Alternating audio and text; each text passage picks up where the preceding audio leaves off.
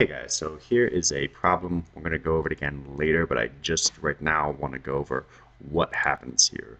So, as many of you guys should know by now, when doing this, you have a force of gravity that goes down, and you have a normal force that goes up or perpendicular to the surface. Let's label them real quick. Here's our normal force, and here's our force of gravity. But how did Mr. Shaw and Mr. Lee get that formula that's going to actually allow us to do calculations? Well, how we get that is by rotating it. So I'm going to take this particular shape right here and I'm going to rotate it 45 degrees to be exact, so that my surface is now parallel to the horizon or on the x-axis. So once again, I've just flipped it. I've rotated it 45 degrees. It was like this, and now it's like this. Or if you want to see them both side by side, I've just taken this left one and rotated it by 45 degrees to make this surface right here now horizontal. Okay. So when we compare this now, remember this force of gravity is actually perpendicular to this right here. So when you redraw it over here, so that's the first thing you want to do is redraw your forces. This right here, this force of gravity, has to be perpendicular to that bottom surface again. Or if I bring them both here at once again, this guy comes straight down, and this guy has to come straight down as well. You see, they both have to be perpendicular to this side. Now, the normal force, though, the normal force, and I'm trying to make sure I'm using the same colors, the normal force has to be perpendicular to the surface, so it comes straight up again. So here it is, it's coming straight up. And here it is coming up straight up over here, guys. So hopefully you see that these four drawings are actually the exact same drawing. Cancel. They're just rotated. Now, this is the important one to use right now. Well, not this one, but this one right here. And let's just label my FG and my normal force.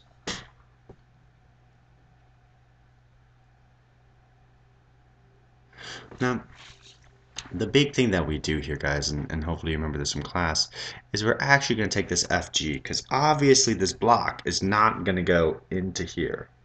And we're going to break it into its components, and those components are actually going to guide us into what the block is going to want to do. So if you take a look, this right here, this particular, find a nice color to use, this right here, you should see that this is a vector, guys, and that this is a vector, and that if we know the endpoints of these two vectors, we can add them together. But to get there first, let's just actually, to be very simple, we're going to take this vector and break it into its two pieces.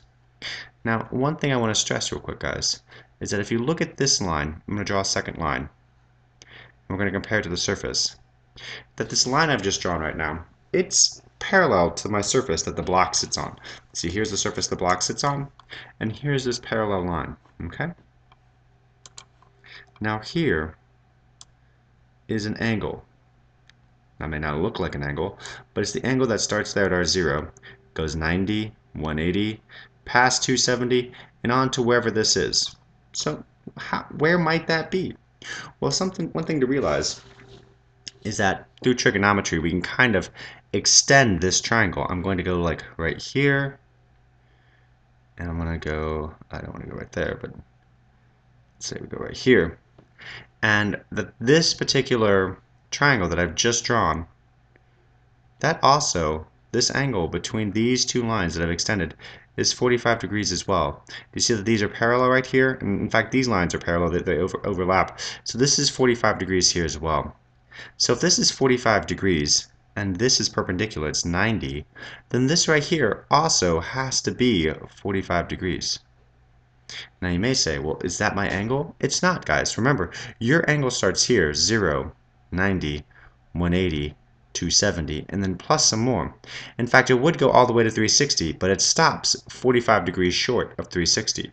See, once again, it would go all the way around to 360, but it doesn't quite make it. It's 45 degrees short. So our actual theta is going to be theta for FG, which I guess I'll put an FG right here, is going to be 360 degrees minus 45 degrees. Okay, so you can do that in your calculator real quick, and hopefully you get theta FG equal to 315 degrees.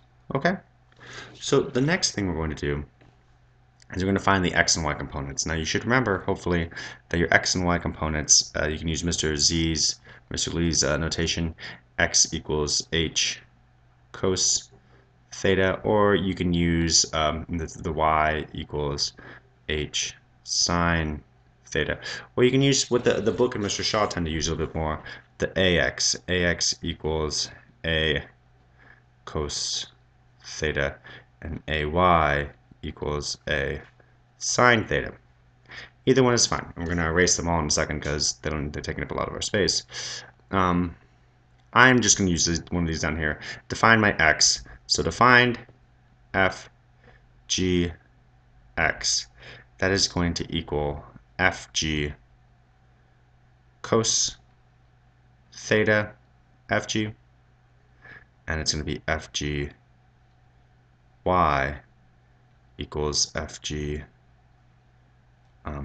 sine theta fg. So once again, I'm just talking about the angle my force of gravity makes. Now take a look. It makes this long angle right here, which is going to be, would be 360, but it comes 45 degrees short. So it's 360 minus 45, or 315. Let's erase this over here and give myself some space.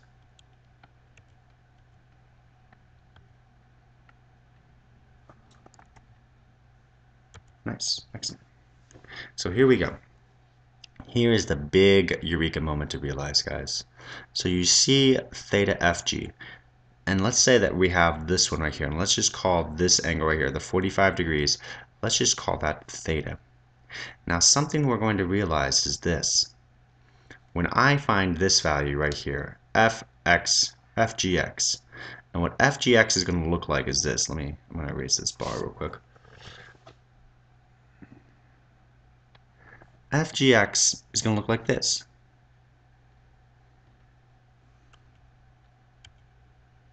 And fgy is going to look like this. Because look, this is in the x-axis and this is in the y-axis. But you might be saying from the class today, guys, that fgx, as I call it, is the same as what Mr. Lee called fg parallel, because it's parallel to the surface. And you might say, well, the fgy, and you'd be right for the first one, and you're going to be right for the second one, is the same as fg perpendicular. And you'd say that, well, our formulas for those were quite different than what you said here. Mr. Lee said that fg parallel equals fg, let me think, fg sine theta. And you might say that fg perpendicular equals fg cos theta. Now notice, guys, this one, fgx and fg parallel, they're right here. I'm going to try to notate which ones are the same here. I'm going to put a purple star by this one, and a purple star, it's not really a star, it's a blob, by that one. Those two match up. They should be the same. And also you should realize that these two are the same. This one and this one. But well, look, they have a lot of the same components. Look, all of them have fg. So let's just ignore our fg's for right now, guys. Because they're all going to be the same. No matter what they are, they're all the same. It doesn't really matter. What really determines them is the sine theta and the cosine theta fg. Well, let's plug this in. Remember, our theta fg is 135, or I'm sorry, you can tell how tired I'm, 315, and our theta, and I said our theta is right here, it's going to be 45. So this is, in fact, theta equals 45 degrees. Well, what you should do is plug it in your calculator, guys, and real quick do sine 45. Sine 45. Oh, come on.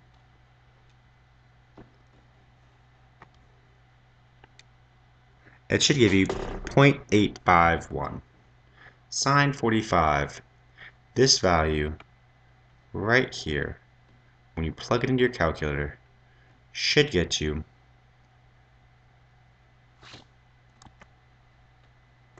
I don't know why it's being such a pain, should give you 0.851. Now, and I'm saying what I'm trying to get to is that this value right here, guys, this value right here is going to be the exact same as this value right here.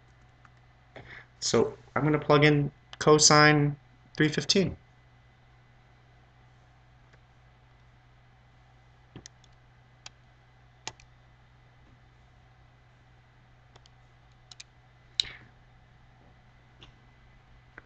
And you should get the same answer. I'm having a little problems right now, and this always seems to happen. Oh, I see. This is a common mistake, guys. My calculator's in radians. I'm going to figure out how to change that. But what I want you to do right now, double check this on your own. Double check these. These two values, the purple dot and the purple dot, should give you the same. When you do cosine 45, or no, sorry, sine 45 and cosine 315, you should get the same value. And when you do cosine 45 and you do sine 315, you should get the same value. Sorry about that, guys.